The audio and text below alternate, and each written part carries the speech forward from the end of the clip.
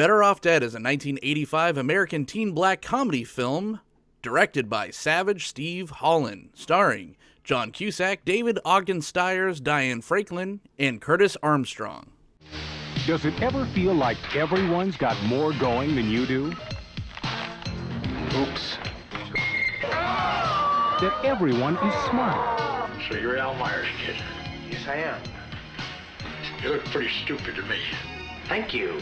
You say the best skier in town just ran off with your girlfriend?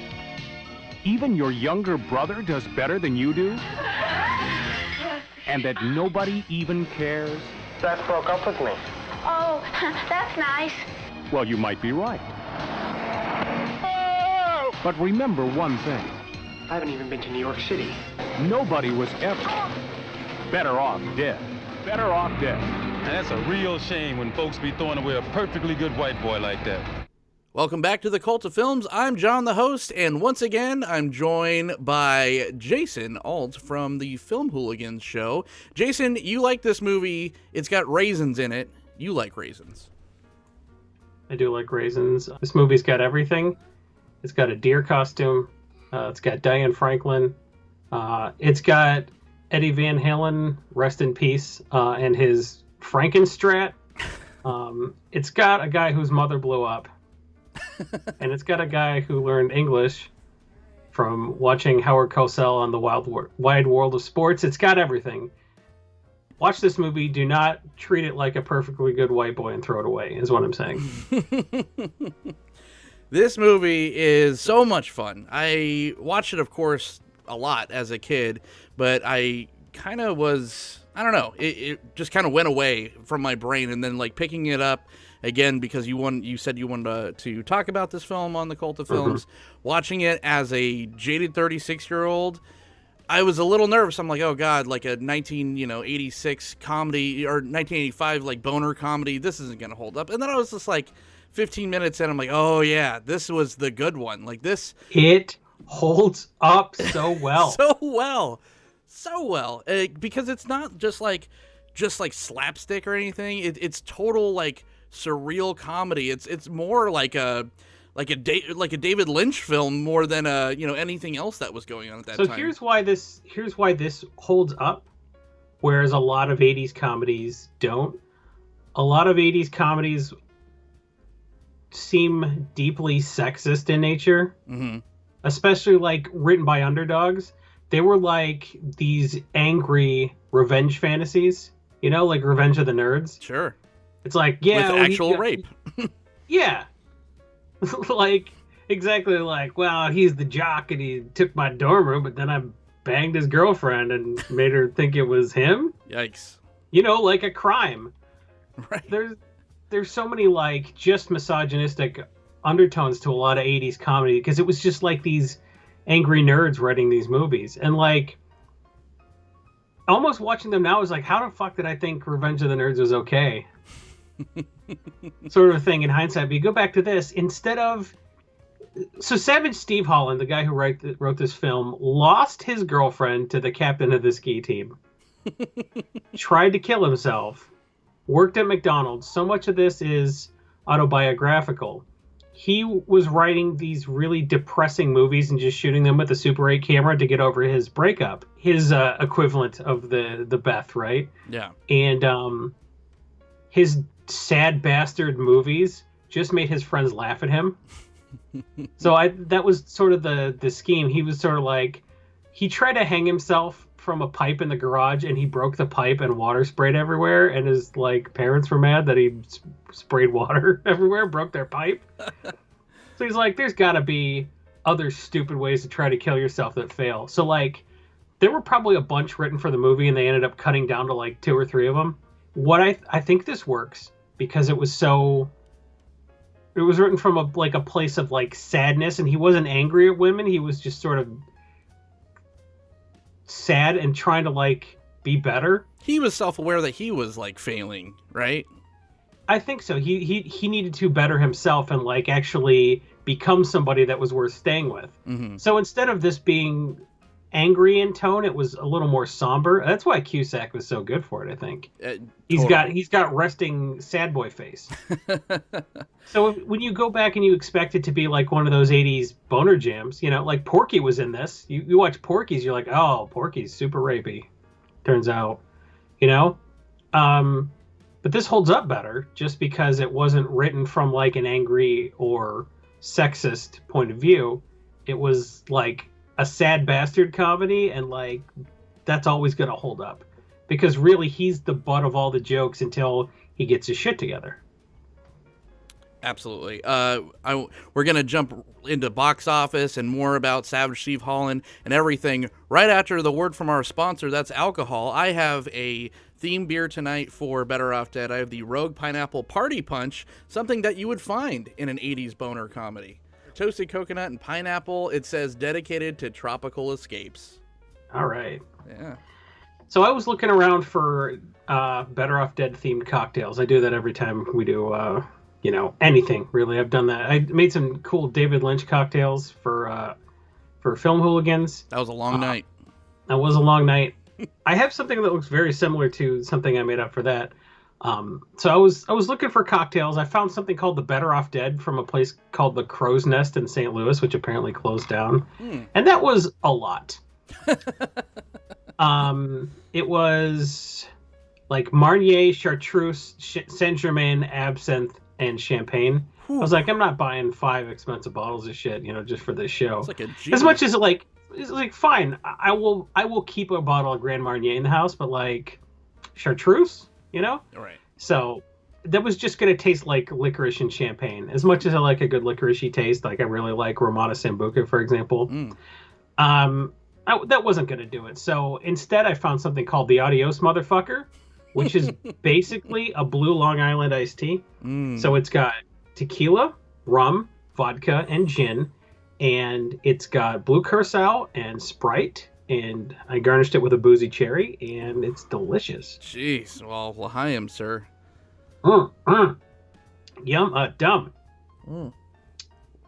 Good stuff. Whoa.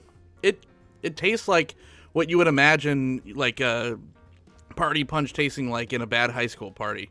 This is bringing me back. It tastes like something from the 80s. This is good job, Rogue. I'm kind of bummed that I have to drink a tall boy of this, but I'm a professional, so I'm going to power through it. Talk about the box office. It made $10 million. I couldn't find like how much this film cost to make, but I can't imagine. I would have to think that it probably made money if it made $10 million at the box office. He came in way under budget.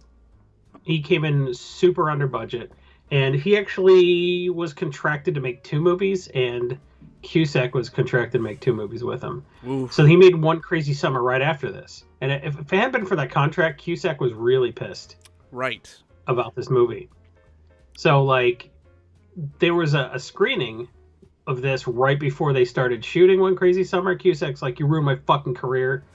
That was the worst movie I've ever seen. Fuck you, Savage Steve. What are you, a wrestler? Just the whole thing. And now he plays it off. He's like, I'm glad it's a cult movie. But, like, here's the thing. As much as, like, if this movie had been shit, it might have fucked Cusack, kind of. Savage Steve Holland really went to bat for Cusack because nobody wanted to cast him as the lead in this movie. And Savage Steve is like, it's gotta be resting sad boy face. I give me John Cusack, So Winkler had cast him in The Sure Thing. And Henry Winkler. I call him Winkler like we're buds, like me and the Fonz pal around. Sorry. Me and Winks. Better known as the executive producer of MacGyver, Henry Winkler saw a Savage Steve Holland short at a film festival, and he's like, oh, that's cool. You ever meet John Cusack? So he kind of put the two of them together. And then, as much as he was sort of a lead in The Sure Thing, he sort of wasn't. And everybody just had him cast as the goofy 16 Candles character. Savage Steve really went to bat, and he's like, I want him for the lead. And then Cusack's a lead now. Like, he's a leading man. It's possible he still would have gotten there on his own, but the first person that really gave him a shot like that was Savage Steve. And for him to be like, you ruined my career, when in fact he helped make his career, I think he's probably pretty embarrassed about how he reacted. And look, if you've ever been wrong about something and overreacted, nobody's talking about it 30 years later because you're not John Cusack. So, like, it kind of sucks that the only thing anybody knows about this movie is that he told Savage Steve Holland, you ruined my career. Because when you interview him about it now, he's like, everyone loves Better Off Dead. I'm so glad that it was a successful movie and that people like it. So, you know, because I like it when they interviewed the other cast members about it, and Curtis Armstrong's like, have you seen Tape Heads lately, motherfucker? Like, what are you talking about? The worst thing you've ever seen. It's like a tale of two careers, and even though like he went to bat and I think kind of made John Cusack, because I think that at the time John Cusack was like a budget version of like an Andrew McCarthy or something. He was like, no one wanted him in the Brat Pack type deal, so he was just doing these things by himself. And he was on the periphery. Like, he was too handsome to be like a nerdy character too often, but he was like, a leading man. Yeah, but he like nobody wanted him as for that kind of stuff either. He was sort of on the periphery of a lot of those groups. Mm-hmm.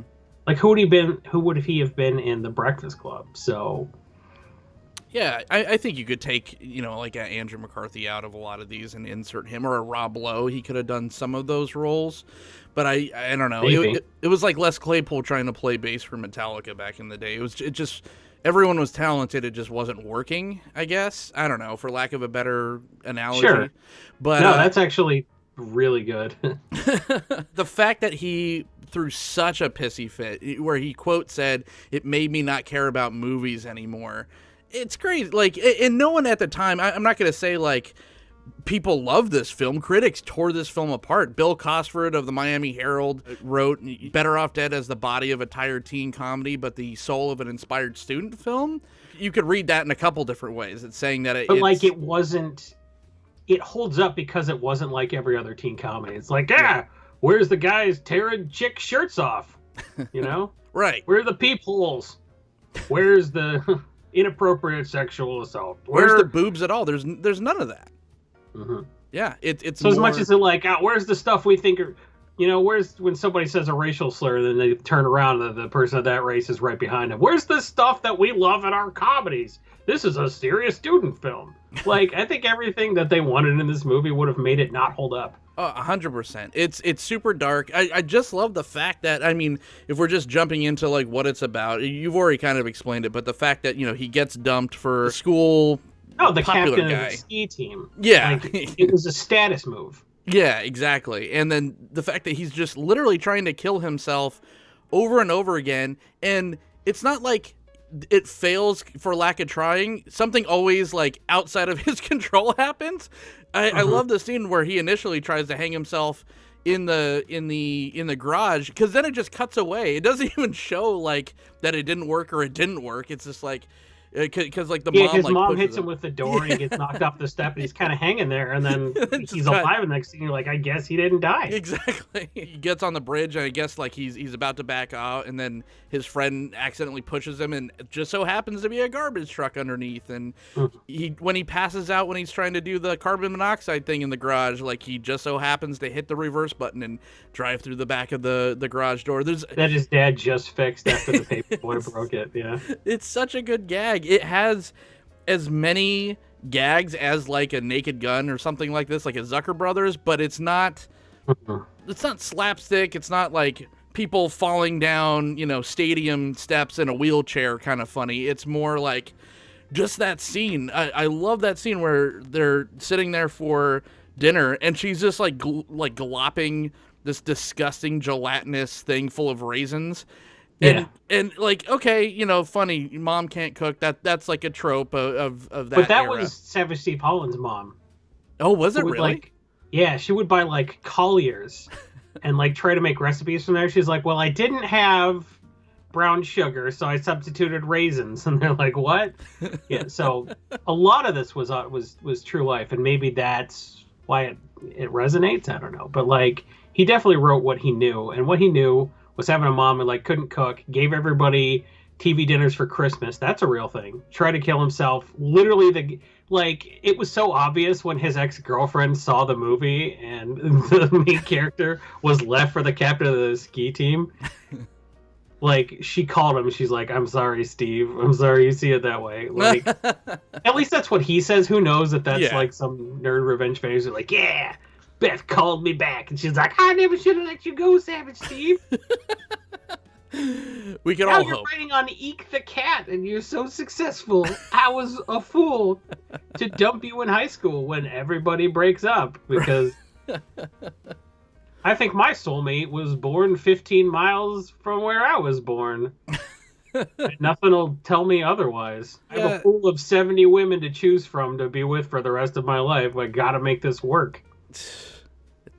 What is the deal with his name? I want to do more research on that. Just why has it got to be Savage Steve? It just sounds like a early morning AM DJ, you know? We're talking about it. If his name were Steve Holland, you'd be like, what's his nuts who did the Better Off Dead thing? Sure, yeah. No one's ever called Savage Steve Holland what's his nuts, because you hear that one time, you're like, all right, that's the dumbest thing. I bet if I made a movie for him, I wouldn't like it at first. Yeah. And I think that's why everyone brings up that Cusack quote. Not because he overreacted, but he's like, what movie did you watch where you're like, well, that's the worst movie I've ever seen? Like, for real? Right. Like, what about this wasn't working for John Cusack? I don't know. It was the public opinion, I think, at the time. He was young. He gave a shit about what people thought of him, and he walked out of a screening early. Because people hated it, though. It could be, man. I don't really know what his deal was, but what I do know is that this movie is insanely quotable, and it's one of those things where like it's very quotable, but like not too many people get it just because it's like a cult movie. So like, it's like a secret handshake when you're like, I want $2 cash, and someone's like, ah, and you're like, ah, I got it, you got it. Yeah. Again, going back to that scene where the sludge walks off. I'm like, that's pulled right out of Eraserhead. Like, you have an Eraserhead type scene in this movie, and then when she's doing the whole raisin, like, oh, it has raisins in it. We all like raisins. I'm like, oh, Yorgos Lanthimos aped that with the whole beautiful hair scene in Killing a Sacred Deer. I like his hair long. He has lovely hair. What about mine? You have lovely hair too. We all have lovely hair. Couldn't read. I just improvised with my own little creative ideas. You see, it's got raisins in it. You like raisins. I could see these kind of like more serious, like Hitchcockian level filmmakers taking these like crazy surrealist moments from Better Off Dead, from this seemingly like weird boner comedy, but different kind of gag reel, just like him sitting down at the park bench in the flashback, and they're both having like internal monologue about there being stuff in their nose. Yeah. It's hilarious. It's hilarious, but it's not like in a lesser movie. It's just like, oh, you have something on your nose, and then a fucking football would like hit her in the nose or something, you know, in like I don't know, in another comedy, and it's just like it was super. Everybody wanted Ow My Balls from Idiocracy. Yeah, exactly. I wouldn't say this is a smart movie, because this is a really profoundly stupid movie, but like in a very charming way. One thing I think that works for this movie is he wasn't afraid to go for it, and he was not afraid to kind of like do things on the fly. The studio really meddled in this movie. Yeah. When he worked at McDonald's growing up, there was a rumor around town that a rat had fallen in a deep fryer at a chicken place, and somebody was served deep fried rat. Okay. And that was sort of like a gross out story all the kitchen workers told each other. So he wanted to do that. He wanted to have a rat fall in the batter, and Lane just like fries it up and, I don't know, serves it to the boyfriend or somebody. I don't know what the scene was going to be. And the studio's like, that's not even funny. So he's like, well, I gotta show Lane at work, because later on he takes her back, has the keys, and, you know, makes her dinner or whatever. So I wanted to show him at work, and he liked the claymation thing that somebody had done in another movie. He's like, why don't we do the claymation thing?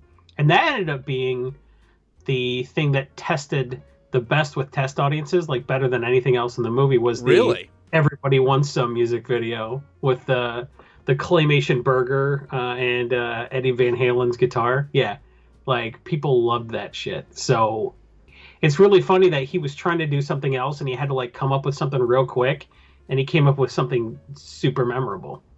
And you know, arguably that's the thing that kind of tests my patience for the movie the most. Like that's probably one of my least favorite scenes, but I could see how that would play so hot in 1985 when mine too. I don't like it either. Yeah.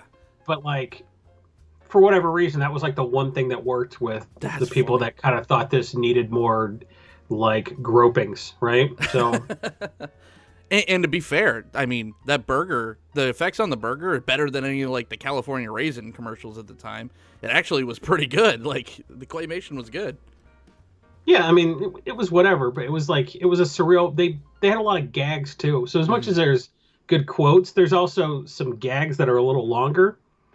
Or recurring. Like, there's nothing pithy that you can say that like let somebody know that you're cool. You've seen this movie and your favorite scene was the two Japanese guys, one of whom couldn't speak English at all, and the other of whom only spoke Japanese or English watching Howard Cosell's Wide World, so he had the accent. Yeah. What sucks is Yuji Okamoto, the actor, who you might recognize from Karate Kid 2. He decided to just watch a ton of Wide World Sports, just a ton, so he could like nail the Howard Cosell voice. And he did it in sort of like an exaggerated Japanese accent.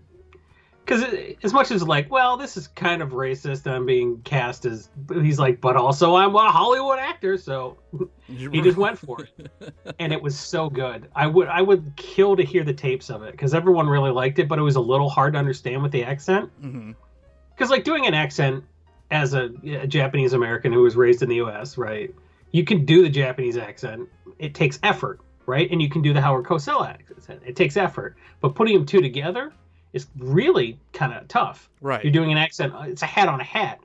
So like it was tough for him to do. And like they're just like, this is hard to understand. So they had it dubbed over by someone else. And that's a real bummer because I really would. Oh, no, really? Yeah. So all the speech is dubbed over, which is why it kind of looks like his mouth isn't syncing up with what he's saying exactly. And I kind of thought that was funny because I watched a lot of dubbed Japanese movies growing up, and the mouths don't match. So I kind of thought that was a bit they were doing, just making the mouths not match. But it turns out that was just because they just dubbed him over with another actor. Well, that does suck because I totally thought he was doing it. So, like you said, it's like a gag a minute, and some of them are like blink and you miss it. But even those, you could tell how much time and preparation he took. There's like this really quick 2-second scene where Lane draws on the chalkboard, and then it like makes the screechy sound. He looks backwards, and it's like half a second, and everyone's hair is standing up. So can you imagine like all those extras spent like probably 8 hours like in hair and makeup that day for? I don't think it was 8 hours. I think right, it took 8 hours to put Worf's makeup on in Star Trek. I don't think it took 8 hours to make the hair stand up. But that's still, true. Everyone had Aquanet and a comb back in the 80s. Yeah, exactly. That's true. But still, it was just I could imagine just a lot of effort for a gag for sure. Nothing. And I'm not usually a fan of like ADR like throw-in lines, but when the $2 kid is like hanging on the top of the car and then he drives into the car wash and he's like, oh no, I can't swim. For whatever reason. Yeah, that makes me cry every time. Like I don't like clean stand-up at all. Right, like I like super edgy stand-up because just whatever, that's just what I like. But for whatever reason, this goofy PG comedy just got me. Yeah. And it's hard to do clean comedy, It's harder than it looks. And sometimes the stuff's a little lame, but like there's nothing dirty about, hey, sorry your mom blew up, Ricky. But like just throwaway lines like that, I don't know. And Ricky is Dan Schneider. He was the one. He's like a famous like Nickelodeon exec. He's responsible. Huge. Yeah, he's huge. He did all like the iCarly and Victorious and all that stuff. And he's great in this. Yeah, it's a PG film, and it's clean on the surface, but the underlining of just like constant attempts at suicide and just whatever is going on at Ricky's house with the French foreign exchange student, it's pretty nasty. Like it goes there. She's great. She Diane Franklin. That's one of the princesses from Bill and Ted's. Yeah, she was in Amityville Horror too. Also, you get she wanted to see her have sex with her brother in that movie. That's a cool thing if you like that. It's a step up from Dan Schneider. I heard he likes feet. E.J. Daly, you get, who is Tommy Pickles or yeah, exactly. Yeah, Buttercup from Powerpuff Girls. You get a nice little musical number from her. That was great. She's a Willem Dafoe. She's a vampire because you look at her at I think she's just turning 60 this year, and she looks like she just walked out of Better Off Dead. Still, it's crazy. She did a lot of 80s movie soundtracks too. He's one of those people, everybody has heard of Madonna, everyone's heard of Cyndi Lauper, no one's heard of Elizabeth Daily, but she was all over. She did that song "Waiting" from the Breakfast Club soundtrack. That song is that's a fucking bop, right? The whole Breakfast Club soundtrack is phenomenal, but that song just is great, and you're like, oh, so she did Better Off Dead and she did the Breakfast Club, and then she's the voice of Tommy Pickles on Rugrats, and she does all this shit nobody knows her, but everyone knows Cyndi Lauper, who I don't know. It's just really funny who became a household name. Everybody knows the name of people from the Go-Go's, but who knows E.G. Daly? Yeah. But yeah, both songs from her on the soundtrack are great. I think it's "One Way Love," which is the Better Off Dead song, and then the "Little Luck." There we go. Yeah. And it's with Berlin, I think, doing the instruments for it. The band Berlin. Yeah, from the Top Gun soundtrack. Yeah, absolutely. If you all want to look back fondly on a movie, because I have to say, most films, even something as sacrosanct in my opinion, like Labyrinth, it loses just that little bit of luster, now that I'm a little longer in the tooth, a little grayer in the hair. All these things from your childhood, it always inevitably loses some kind of steam. Better Off Dead, I thought, got so much better with age. This is the finest of fine wines, and who the hell knew? I thought I was gonna have a good time talking about this. No, I had a fucking great time, and everyone should seek this movie out still. This ultimately is a movie about self-improvement, I guess, because he thinks he wants his ex-girlfriend back the whole movie, and then he realizes that, the French foreign exchange student who helped him believe in himself was... That's kind of a dumb trope. It's oh, you were right under my nose the whole time. But really, it was sort of I think she made him value himself, Yeah. And he was happy going. He kind of thought a big dumb romantic gesture would win his ex back, and then he did all that kind of stuff for the new girl, and I thought that was I don't know. I just think a love story is nice when somebody wants to be a better person for that person rather than they go nuts and get obsessed. Mm-hmm. I think a lot of people thought a lot of toxic kind of stuff was actual romance as a result of 80s movies. But this movie actually was no, this guy wants to be a better person and just stop wanting to kill himself because he's okay with who he is at that point. This was more self-discovery where you put his character against his character in High Fidelity and Rob, and I think Rob is just an incel. Well, he's not an incel, but he is... Rob Gordon's a sociopath. Sure, okay. For sure, we could do a whole episode on that, but Rob's a total sociopath, mm-hmm.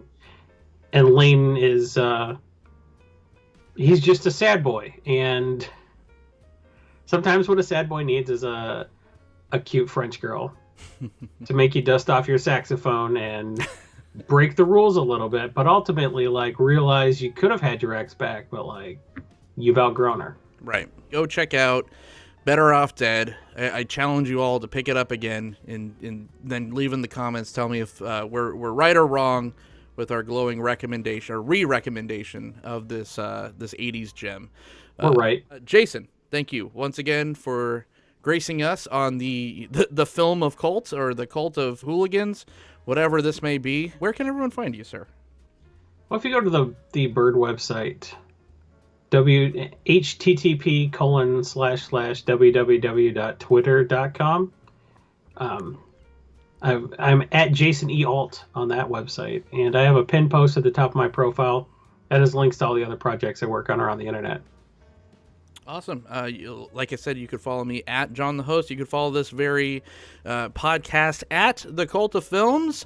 All of them, all of the episodes have been released on your favorite podcasting sites. So go ahead and leave us all the apples and oranges. Rate us on iTunes and Spotify and all that good stuff. It is all finally, the backlog is there. And so from now on, there's no excuse. I will upload those right away. And leave us a thumbs up on this video, because it is nice. It's a nice thing to do. Why wouldn't you want to do that? Also, follow our other show at Film Hooligans, because that's a kick-ass show as well. Until next time, do we have a Better Off Dead out? It's a shame when folks be throwing away a perfectly good white boy like that. See you next time. No,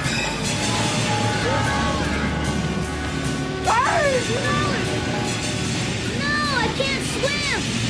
No!